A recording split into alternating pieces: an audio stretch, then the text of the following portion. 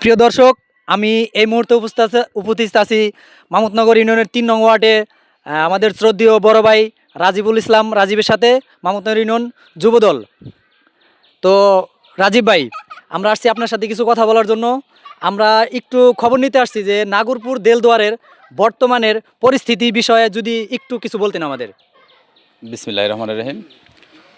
আমাদের নাগরপুর দেলদুয়ারে এক কথায় বলা চলে সাধারণ ভোটার থেকে সাধারণ মানুষ যারা আছে তাদের মুখে এবং গণজাগরণ সৃষ্টি হয়েছে। আমাদের নাগরপুর দেলদুয়ারে ধানের শীষ বিপুল ভোটে জয়লাভ করবে এবং সাধারণ মানুষ এটাও বুঝে গেছে যাদের মানে ধর্ম ব্যবসা নিয়ে যারা রাজনীতি করতেছে তাদেরকে এই সাধারণ পাবলিক ভোট দিবে না।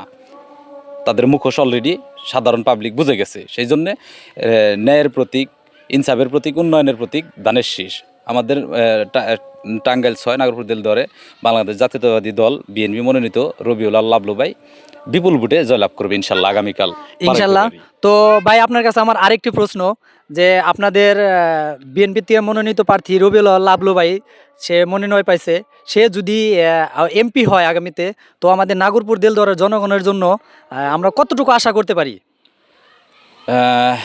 আমরা এক কথায় বলতে পারি আমরা একজন ধার্মিক এবং ন্যায়পরায়ণ ব্যক্তি পেয়েছি এবং সে যদি এমপি নির্বাচিত হয় ইনশাল্লাহ আমাদের সাধারণত গ্রামের উন্নয়ন এবং চাঁদাবাজি এবং বালুর ঘাট দখল মুক্ত এবং আরও অনেকগুলো ইশতেহার আছে, সবগুলো ইনশাল্লাহ সাধারণ মানুষ উন্নয়ন উপভোগ করতে পারবে।